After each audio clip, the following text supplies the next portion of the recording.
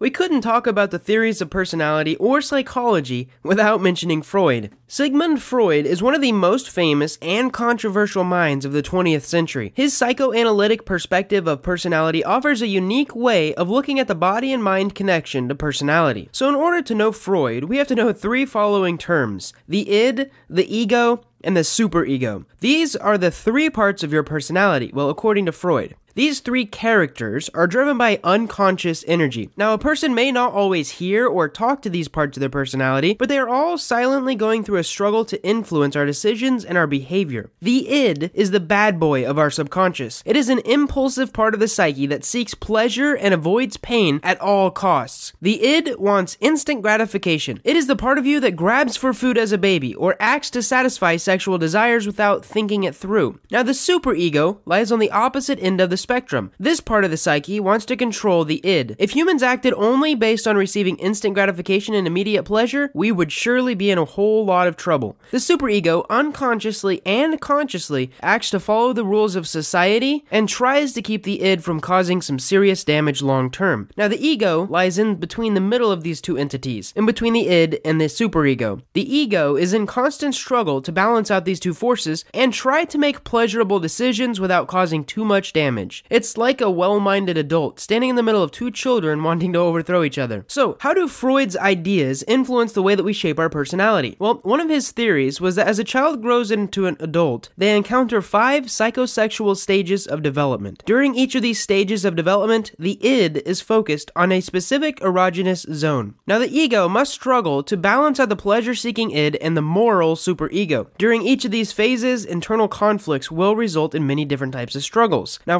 Freud said personality is formed by the process and the results of each of these struggles. So there are 5 basic stages. The first one is oral, the second one is anal, the third one is phallic, the fourth one is latency, and the fifth one is genital. Freud believes that most of our personality has actually been formed by the time that we reach age 5. At the age of 5, a child has gone through the oral, the anal, and most of the phallic stages. Now, if the child continues to struggle with balance during these stages, they will develop something called fixations. For example, stage 1 is the oral stage. Oral fixations include smoking or problems with eating. If someone fails to master potty training or they still struggle during the anal stage, then as they grow into an adult, they may become a sloppy or a lazy person. This is actually where we get the term anal retentive. During the third stage, the phallic stage, Freud believed that boys and girls start to notice the differences in each other and develop either the Oedipus complex or penis envy. The Oedipus complex is the idea that unconsciously, young boys feel possessive of their mother, and as a result, they feel very aggressive towards their father. Freud also believed that young girls experience something called penis envy, and due to their lack of a penis, develop fixations to follow them until they're an adult. If Freud's ideas make you uncomfortable, either for the fact that he focuses explicitly on sex or that he seems to frame women as the lesser sex, you're not alone. Actually, it was a little weird talking about these into a microphone. Freud has never ceased to face criticism for his work. Unlike many psychologists, he actually did not use empirical research or studies to back up his theories. He worked solely with adults on a case-by-case basis. Still, however, the psychoanalytic perspective remains as one of the top personality theories to date. Unlike the humanist theory, Freud's focus remains in the unconscious. He explores the idea that in order to develop the root of our personality, we have to dig deeper than what we experience on the surface. Psychoanalytic therapy grew out of Freud's theories. This approach involves a therapist questioning their patient about their childhood memories or possible events in the past that might have led to struggles between the id and the superego. Freud believed that humans repress a lot of their emotions. Now, his goal during therapy sessions was to bring those unconscious feelings and emotions into the conscious mind. So this last theory that I'm going to talk about, the psychoanalytic theory, gives us a lot to think about when it comes to the development of our personality. How many events in your life can you point out as defining moments that shaped your personality? And how many events could have changed your personality without even you thinking about it? So this is kind of the end of the theory section. We went over trait theory, behavioral theory, humanistic theory, biological theory, and lastly, psychoanalytical theory. Next, we're going to be talking about different types of psychometrics and how personality tests actually work. Speaking of that, if you're curious about your own personality and want to take a test to maybe learn what kind of predictions we can make about you, go ahead and click the link in the description and you can take my free 3-in-1 personality quiz. So if you enjoy this video, feel free to watch some of the other videos in the personality series and subscribe if you haven't already. I hope you guys enjoy this video and learn something. Thank you so much for watching.